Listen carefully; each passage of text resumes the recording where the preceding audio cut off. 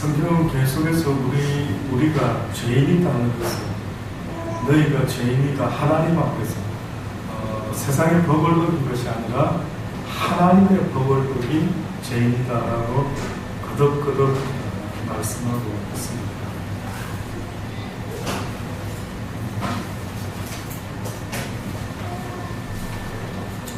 죄라고 하는 이 하나님의 율법에 불순종한 이 죄라는 내용을 보면 구약 성경에서 613가지 정도 된답니다. 그러니까 다시 말하면 하나님이 인간에게 가르쳐 주신 율법이 종류가 613가지가 되는데, 이것을 갖다가 모세가 10계명으로 10가지로 이렇게 요약을 했고요. 그 다음에 예수님 때에 와서 예수님이 2가지로 요약을 했죠. 그 요약한 내용이 첫째는 하나님에 대한 사랑과, 그 다음에 이웃에 대한 사랑, 이 2가지를 줄였습니다. 그러면 만약에 여러분 생각에 한 가지로만 해라, 성경이 우리에게 율법을 주면서 무엇을 해라라고 가르치는 것을 딱 한 가지만 뽑아봐라 한다면 그건 뭐일 것 같습니다? 사랑하시오. 예, 그건 사랑입니다. 사랑하라는, 결국은 사랑을 하라고 했는데 사랑을 하지 못하는 것이 성경에서는 가장 큰 죄가 된다라고 합니다. 결국 우리가 이 땅에 살아오면서 만약에 나 나쁜 짓 안 했는데, 그 사람한테 나쁜 짓 안 했습니다 저는. 근데 어떤 사람에게 나쁜 짓 하지 않은 것이 죄가 없는 것이 아니라 어떤 사람에게 사랑을 나타내지 못하는 것이 바로 죄가 된다라고, 그렇게 성경은 우리에게 말씀하고 있는. 성경에 보면 어떤 한 여인이 있었습니다. 예수님께서 어느 바리새인이 자기 집에 청해서 식사 한번 하십시다 라고 해서 가게 됩니다. 근데 그 동네에 죄인인 한 여자가 있어. 예수께서 바리새인 집에 앉으셨음을 알고 예수님을 찾아오게 됩니다. 향유를 담은 옥합을 가지고 와가지고 예수님이 그 바리새인 집에 들어온 그 시간으로부터 해서 계속 예수의 뒤로 그 발 곁에 서서 성경에 보니 울며 눈물로 그 발을 적시고 자기 머리털로 씻고 그 발에 입 맞추고 향유를 부으니, 예수를 청한 사람이 어떤 그 동네 웬 여자 하나가 와가지고 도대체 무슨 짓을 하는 거지 싶을 정도로 신기한 일을 하는 것을 보고,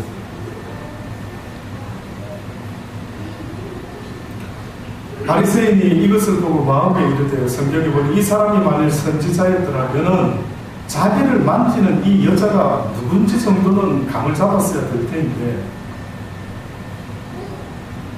다시 말하면 이 자가 바로 우리 동네에서 소문난 죄인인데 어떻게 이 선지자라고 하는 예수가 소문난 이 죄인 여자를 알지 못하고 지금 이 여자가 자기한테 하는 이것을 갖다가 뿌리치지 않고 왜 내버려 두고 있지? 아마 그 바리새인이 그 생각을 하고 있었던 거예요.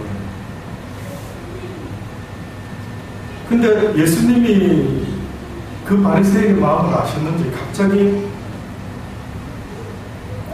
옆에 있던 시몬에게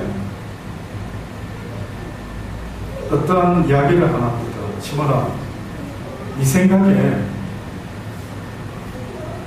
빚 주는 사람에게 빚진 자가 둘이 있는데 하나는 500데나리온이라는 빚을 졌고 하나는 50데나리온이라는 빚을 진 두 사람이 있었다고 합니다. 갚을 것이 없으므로 둘 다 이 주인에게 사정사정해서 주인이 둘 다를 탕감해 줬다. 둘 중에 네 생각에는 누가 저를 더 사랑합니까? 빚진 자 이 두 사람 중에 둘 다 똑같이 탕감을 받았는데 어떤 사람이 탕감해준 이 사람한테 더 고마움과 감사와 사랑의 마음을 가질 것 같아요. 이렇게 물어보십니다. 한 사람은 얼마 줬다고요? 500데나리온. 한 사람은 얼마요? 50데나리온. 그럼 자, 저도 여러분에게 한번 물어볼게요. 여러분 생각할 때 어떤 사람이 이 체주에게 빚을 탕감받았을 때 더 고마워하고 날마다 이제 살면서 뭐 정말 맛있는 게 생각나면은 싸서 선물도 갖다 드리고 싶고, 어떤 사람이 그런 마음을 가질 것 같습니다. 500데나리온. 자, 그럼 왜요? 많이 빚을 진 것을 그는 잘 알고 있기 때문에. 맞습니까?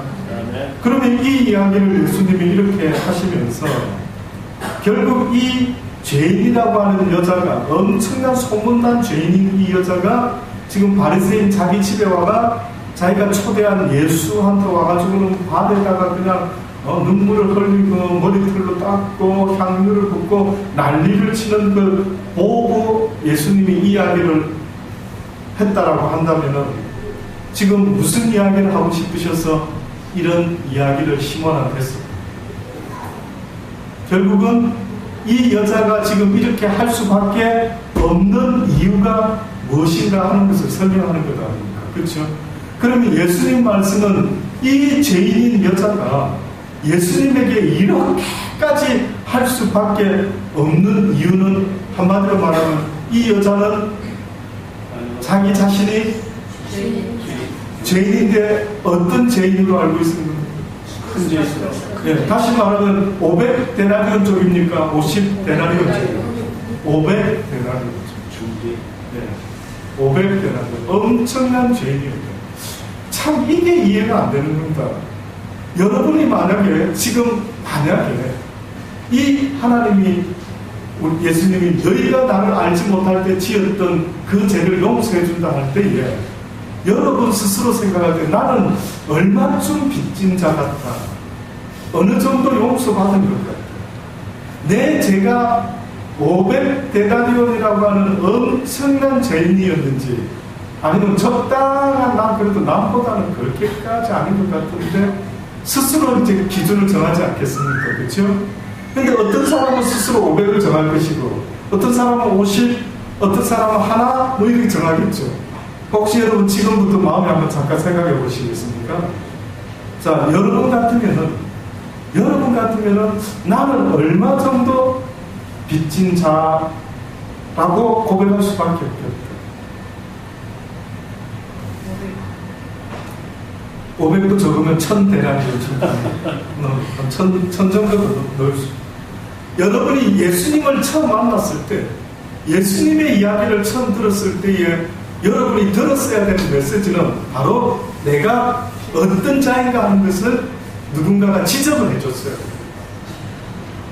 누군가로부터 예수 앞에 나오고 교회 나왔을 때 가장 먼저 첫 번째로 들었어야 될 이야기가 있다면은 네 자신이 얼마나 죄인인 것을 돌아봐라. 이 지적을 해줬어요. 자, 그래서 아직도 지금 여러분 마음속에 목사님, 아유, 저는 뭐 어느 집사는 한 1000쯤 될 겁니다. 1000대래. 저는 한 50 정도 이렇게 스스로 생각하시겠죠. 왜 그런 기준을 가지고? 여러분 생각할 때 왜 내 스스로가 그렇게 큰 죄인은 아닌 것 같다라고 자기 스스로. 그럼 주로 어떤 사람들이 이런 생각할 거예요? 1번, 교회를 모태 때부터 다닌 사람. 2번, 교회를 전혀 안 다녔던 사람. 3번, 잘 모르겠어요. 여러분 생각할 때 나는 남보다 그래도 나쁜 녀석이 아니다라고 생각하는 사람 부류 중에 주로 교회를 오래 다닌 모태신앙이 많을까요? 그렇지 않으면 완전히 세상에서 살다가 어느 날 예수님을 알고 죽기로 돌아온 사람입니다. 1번. 모태신앙이 더 많죠. 모태신앙. 저도 모태신앙. 저는 모태신앙으로 쭉 자라면서요. 고등부 때는 학생부 총무도 했습니다. 대학부 때는 차장 인도도 하고. 그럼 여러분 생각할 때 제가 그래도 세상 사람들보다는 좀 덜 놀지 않았을까? 네. 좀 덜 놀지 않았을까? 나는 한 500데나리온 쪽보다는 저 스스로 생각할 때 어디가 가까울 것 같습니까? 50데나리온쯤 되지 않을까. 저도 그렇게 생각을 했습니다. 근데 어느 날 제가 고등학교 2학년 때에 하나님 앞에서 은혜를 받고 회개의 눈물을 흘리는데 전혀 저는 생각도 못한 나의 모든 잘못된 모습들을 영화보듯이 보이시고 저는 그때 내가 이렇게 죄 많은 인생인지 내가 미처 내 스스로 잘 몰랐구나. 다른 사람과 비교해서 내가 괜찮다라는 그런 이야기를 하고자 하는 게 아니라 하나님께서는 네 자신이 네 스스로 나 여호와 앞에서 네가 오히려 다른 사람보다 모태신앙으로 살면서 하지 말아라는 수많은 나의 율법과 계명을 들었는데도 불구하고 네가 모르는 사람하고 똑같이 행했다라고 할지라도 좀 적게 행했다 할지라도 너의 죄가 더 크다라는 거예요. 오히려 더 크다라는 거예요. 이 여인이 예수님께 눈물로 그의 발을 적시고 머리털로 닦았습니다. 오히려 어떻게 보면 내가 진짜로 죄를 많이 지어버리든지 내가 진짜로 하나님 앞에서 아주 오도 가도 못하는 엄청난 죄인임을 세상 사람도 알 수 있을 정도로 정말 그런 죄인임을 고백할 수밖에 없는 자리라고 했다면은 제가 어느 날 바울을 생각하면서 여러분 아시죠? 바울이 이방인의 전도자로 하나님 앞에 태중에서부터 모태에서부터 택함을 받았다고 분명히 했습니다. 근데 여러분 아는 것처럼 바울이 예수 그리스도의 사도가 되기 전까지 무슨 일을 했습니까? 예수 믿는 사람은 핍박했죠. 엄청난 죄를 지었죠. 그것도 사람을 죽이는 자리에 증인으로 쓸 정도로 그렇게 엄청난 나쁜 짓을 하지 않았습니다. 근데 뜻밖에도 하나님은 그 엄청난 잘못을 저지른 바울을 이방 전도자로 쓰겠더라고요. 왜일까요? 왜 그 같습니다. 오히려 다른 사람보다 덜 죄지은 사람보다 굳이 이 죄 많은 바울을 쓰겠다고 작정하신 하나님의 뜻은 도대체 뭘까요? 죄가 있는 곳에 많은 곳에 은혜가 더한다는 것처럼 어떻게 보면 바울은 자기 자신도 하나님을 몰랐을 때, 주님을 몰랐을 때 이런 끔찍한 잘못을 저지른 것을 인정할 수밖에 없는 증거가 너무 많은데 그런 자기가 나중에 하나님께 용서받고 주님 앞에 쓰임을 받으려고 할 때에 그의 마음가짐이 오늘 이 여인하고 같을까요? 다를까요? 같을 수밖에 없어요. 가만히 생각하니까요. 오히려 한바탕 진하게 놀아본 것이 때로는 하나님 앞에서 돌아올 수 있다면 그것이 더 은혜일 수도 있겠다. 그렇다고 은혜를 더 얻으려고 내가 죄를 지을 수 있겠느냐? 요만한 없으면 목사님 은혜 오늘 받았습니다. 나가서 오늘 좀 더 내가 그때 아쉽게 놀았는데 요번에 왕창 한번 진하게 한번 내 인생 한번 그러면 하나님 은혜가 더 느껴질 수 있도록 진짜로 만약에 어떤 분이 만약에 정말로 저는 요즘 목사님 은혜가 잘 안 느껴집니다. 죄를 진하게 한번 더 지어봐야 되겠습니다. 라고 할 정도로 하나님의 은혜를 사모한다면 정말 하나님 은혜를 보이겠죠? 그런 사람이라면 저는 제가 하나님 같으면 은혜 주죠. 이야, 네 마음이 기특하다. 은혜를 더 얻고 싶은데 안 느껴져서 에라이 내가 하나님 앞에 그냥 한번 멋대로 한번 살다가 진하게 은혜를 느끼고 하자. 그러니 지금 하나님이 우리한테 말씀하는 거는 네가 보통 죄인이 아니라 왜 큰 죄인임을 느끼지 못하는 거야. 큰 죄인. 그래서 오죽했으면 주님이 어떻게 보면은 구약시대의 율법 이야기는 율법에 썰은 이야기만 했고 행동으로 옮겨진 잘못만 지적했죠. 그런데 신약에 넘어오니까 예수님이 무슨 말까지 하셨습니까? 네가 마음에 품은 모든 생각도 이미 저지른 것과 생각만 한 겁니다. 생각만 그저 욕심껏 시기적 나의 아주 욕망을 위한 이런 생각만 했는데 아버지는 그것도 재단하라. 그래서 결국은 성경의 사람들이요, 정말로 성경에서 등장하는 위대한 인물들의 특징이 있다면 뜻밖에도 뭔지 아십니까? 처음에 사도 바울은 내가 다른 사도보다 조금 더 부족함이 뭐가 그래 많냐? 이렇게 말했어요. 근데 그가 점점 살면서 인생 말년에 하나님께 이제 관제가 되어 부음이 가까운 걸 보고 그는 뭐라고 고백하는 줄 아닙니까?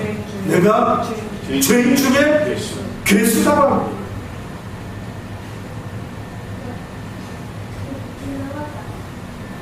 감옥에서도 급식 좀 있는 모양이에요. 감옥에서.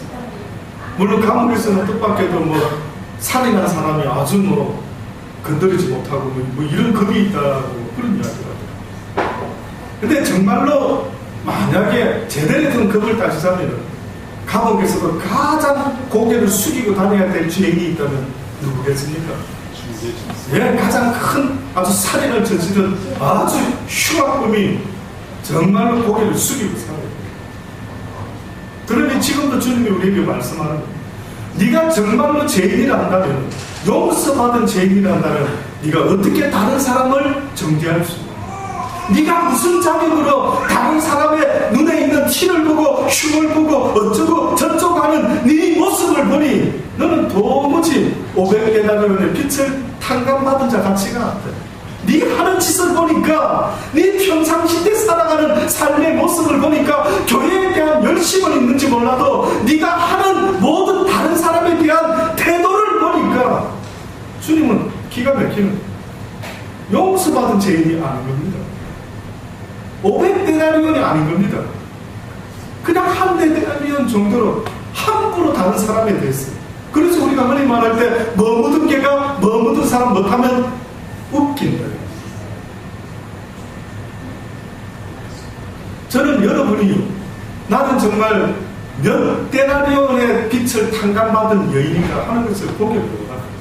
저는 이 여인의 모습을 보니까요, 와, 나라면 저럴 수 있을까?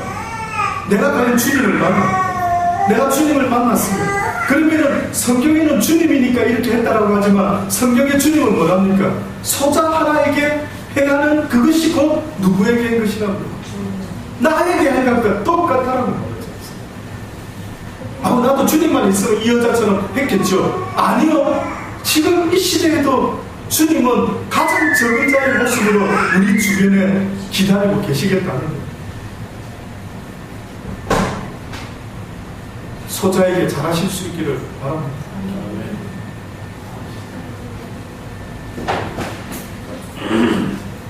아침에 여러분 보셨죠? 하나님께 은혜를 받으면 받을수록 벌써 그 태도는 다릅니다. 저는 그거 확실히 느낍니다.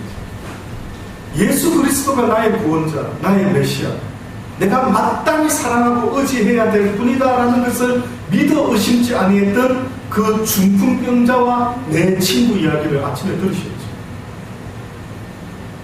그들의 행위가 단지 중풍병을 낫기를 원한다라는 그런 차원도 있지만요, 그들의 마음을 보신 주님이 뭐라고 말했습니까? 내가 너희들의 무엇을 보았다고요? 믿음을 보았다. 믿음을. 아니, 병 고치러 쫓아오는데 그게 무슨 믿음인가? 우리는 조금 갸우뚱하지 않습니까? 근데 뜻밖에도 주님은 그들의 마음속에 있는 주님에 대한 무엇을 보았다고 말한다고요? 믿음 있음을 보았다. 믿음. 믿음이라는 것은 주님을 믿습니다라는 것은 곧 주님을 사랑합니다의 시작이라고 누누이 성경은 말하고 있습니다. 하나님을 사랑한다는 것은 하나님을 믿지 못하면 사랑할 수 없고, 하나님을 믿는다는 말은 곧 하나님을 사랑할 수밖에 없다고 말하지 않습니다. 그러니까 그 사람들이 예수 그리스도를 믿음 가운데 내 사랑하는 주님이라면 모든 걸 능치 못함이 없으신 분이다. 내 사랑하는 그분에게 가서 나의 모든 형편을 고백해야지 라는 마음으로 오는데 보니까 장애가 있었다 이거죠. 무슨 장애? 사람이 너무 많다 이거죠.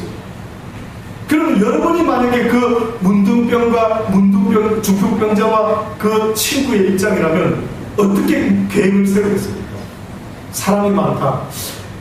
꼭 주님을 만나야 되겠는데, 꼭 주님 눈에 띄어야 되겠는데, 꼭 주님의 관심을 끌어야 되겠는데 어떻게 하면 되지?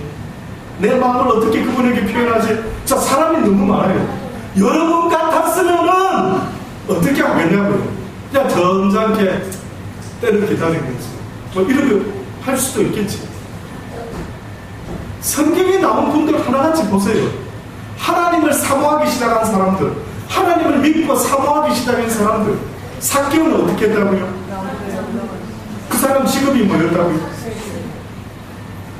꽤나 그 당시 때 그래도 돈 좀 있다고 하는 사람, 그래도 좀 체면도 있고, 근데 뜻밖에도 그 양반이 주님이 이 길로 지나갈 것 같다는 생각 때문에 안 지나갈 수도 있지만 그러나 꽁나무 위에 올라갔다. 어떻게 하면 그렇게 어떤 마음이면 올라가지? 주님에 대한 어떤 마음이면 도대체 꽁나무로 올라가지? 저는 살면서 며칠 전에 여러분 우리가 어떤 권사님 한번 만났다고 그랬죠. 그 권사님 남편이 장로님이셨는데, 가까운 교회 장로님이셨는데 그 장로님이 배를 탔다고 하시더라고요. 기관차로. 근데 저도 몰랐는데 우리 권사님 이야기해 주시더라고요. 왜 배를 탔다고요? 물론 목사의 입장에서 듣기 좋지만, 그러나 주님의 교회를, 그분의 중심은 뭐 목사였겠습니까? 뭐 목사가 그리 이뻐서 그렇겠습니까? 근데 여러분, 희한한 소리를 제가 그제 들은 겁니다. 목사님한테 교회가 사례비를 잘 많이 못 준다 해가지고 이분 장로님이 배를 탔다라는 거예요. 섬마을에 팔려갈 때 배 탔다라는 이야기는 들었지만 저는 이런 이야기는 처음 들어봤어요. 뭐 어디 책에서나 나올 것 같아요. 그분이 하나님을 얼마나 사랑했으면 목사까지도 그렇게 사랑의 마음을 가지고 보게 되고, 목사의 개인적인 고생을 해도 어려운 사람도 많은데 목사도 어려울 수 있지, 이런 식으로 말해도 되는데 굳이 그것 때문에 배를 탔다니. 저는 그분을 진짜 만나서 한번 이야기를 나누고, 진짜입니까 이야기?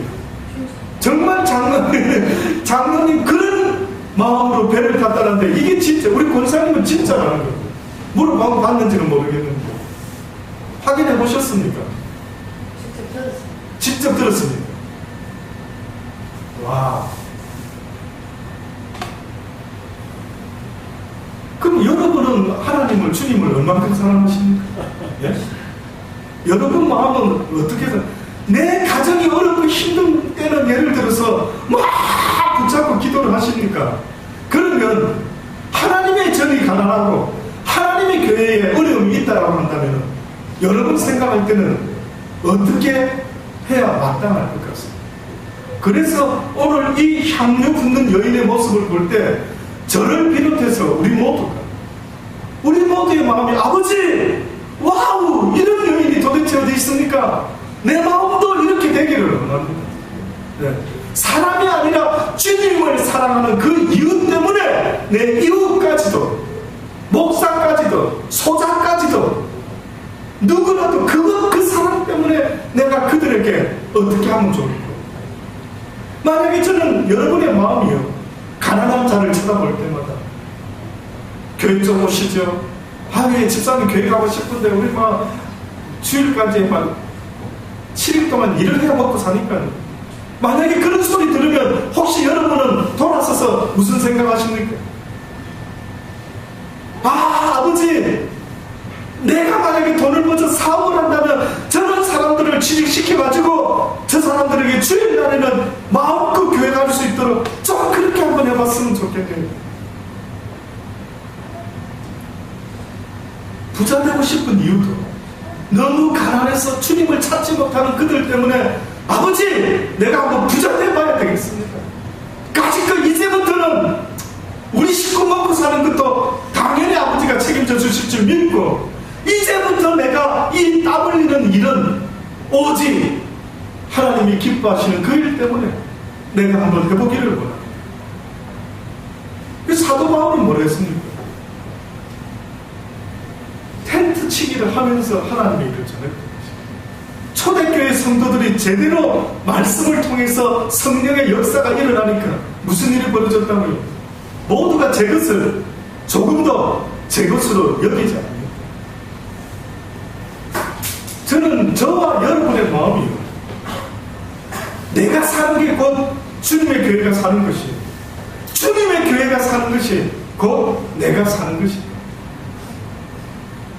목사만 그래 해야 되는 거 말고요, 목사는 물론 당연히 그래 해야 되겠지만, 그러나 하나님을 사랑하는 모든 자들이 저는 이런 마음으로 살았으면 좋겠어요.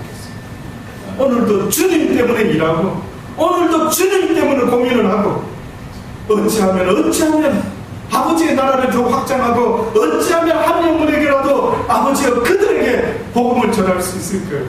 한 영혼이 천하보다 귀하다 하셨는데, 아버지여 내가 오늘도 한 영혼을 위해서 무슨 일을 하면 좋겠습니까? 그에게 밥을 사주는 한이 있더라. 저는 우리 교회에 너무 사람이 막 적기 때문에 어떤 분이라 이름을 밝히지 않아도 대충 감 잡으실 수 있겠지. 예, 모 집사님이 월요일날 아침에 찾아오셔서 저는 무슨 큰일이 났는 줄 알았어요. 근데 어떤 분을 한번 좀 만났으면 좋겠다. 그분이 여러 가지 좀 목사님하고 대화했으면 좋을 것 같습니다. 그래서 어디서 만나죠? 예, 어느 밀면 식당 가서 한번 본인이 다 막 대접하면서 그 사람과 나를 만나게 하려고.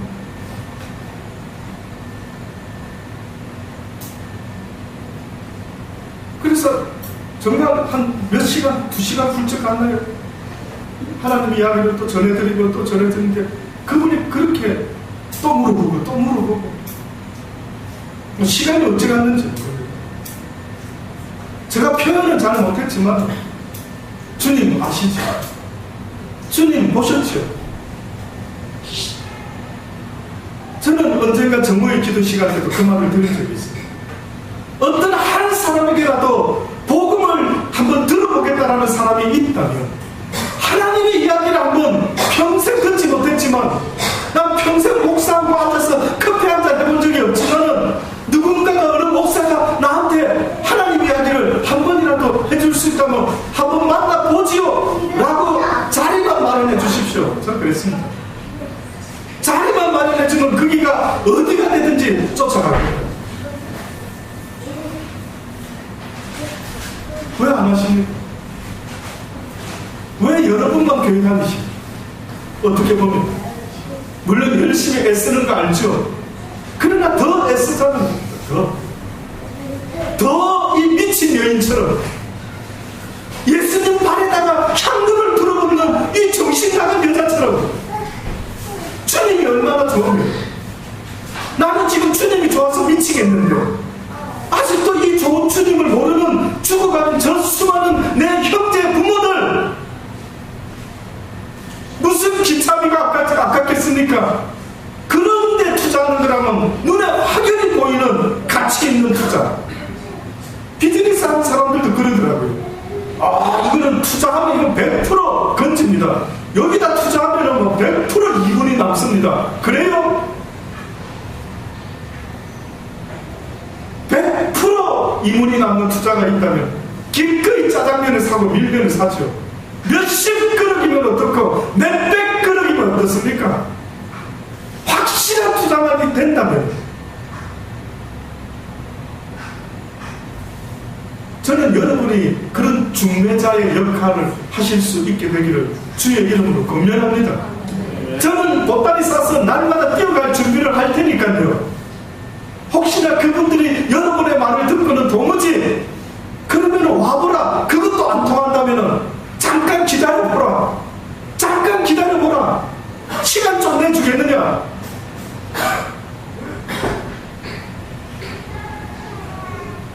그 정도는 못하신다면 여러분이 하나님을 얼마나 사랑하며 과연 몇 데나리온을 탕감받은 죄인인가를 스스로 한번 물어보실 수 있게 됩니다. 어차피 미쳐야 사는 세상이라 한다면 저는 여러분이 그리스도의 사랑에 빚진 자가 되고 그리스도에게 미치는 자가 되기를 바랍니다. 제대로 한번 미쳐보기를 바랍니다. 와, 내 삶에서 저런 사람과 그래요. 그 장로님처럼 세상에 어떻게 어떤 마음을 가지면은 목사 사람이가 적다고 해서 배를 타는 사람이 있을 수가 있습니다. 주님을 도대체 얼마나 사랑하는 사람이면 자기 가족을 위해서 하는 것이 아니라 그 주의 일을 하는 그 주의 종을 보고 그런 일을 결정할 수 있는 그 사람의 마음은 도대체가 어떤 마음인가? 부럽지 않습니까? 도전되지 않습니까? 저는 우리가 비록 적은 숫자지만 예수님도 12를 통해서 온 세상에 주의 복음을 전파하신 것처럼 저는 여러분을 통해서 이 국보 3당에서부터 복음이 뭔지를 알고 싶어하는 그들에게, 예수 그리스도가 어떤 분인지를 알고 싶어하는 그들에게 예수 그리스도가 어떠한 분이라는 것을 온전히 증거할 수 있는 그런 복된 저희들이 되기를 바라는 것입니다. 그들에게 전해주십시오. 회개하지 아니하면 결단코 천국을 얻을 수 없을 것이다. 회개하지 않는 그 심령 속에는 결단코 평안을 누릴 수가 없다. 이제까지 하나님을 모르고 행했던 모든 것들을 회개하셔야 됩니다. 하나님 전능자 앞에 서기 전에 조금이라도 기회가 있을 때 그 주님 앞에서 회개하는 자의 모습을 갖추시기를 바랍니다. 아버지를, 하나님을 기억지 못하고 살았던 그날 모든 시간들이 다 회개해야 될 시간들이었습니다 라고 전해줄 수 있게 되기를 바라는 것입니다. 기도하시겠습니다. 하나님, 그렇습니다. 예수를 믿을 바에는 어중간하게 믿지 않기를 원합니다. 제대로 믿기를 원합니다. 제대로 주님을 사랑하기를 원합니다. 나의 모든 허물을 다하시는 주님께서 세상에 많고 많은 사람들 중에 저희들을 불러주시고 자녀 삼아주시고 주의 사랑을 가르쳐주시므로 우리에게 한 소망을 가질 수 있도록 은혜 주신 아버지께 감사를 드립니다. 아직도 하나님의 사랑을 알지 못하고 살아가는 수많은 사람들이 있습니다. 아직도 자신을 위하여 살아가는 수많은 사람들이 있습니다. 아직도 자신과 자신의 가족들만을 위하여 살아가는 수많은 사람들이 있습니다. 그러나 이제는 저희들이 주님을 알았사오니 그 사랑에 비춰졌으니 이제는 주를 위하여 살아가게 하시옵소서. 이제는 주를 위하여 내 이웃을 내 몸과 같이 사랑하며 살아갈 수 있는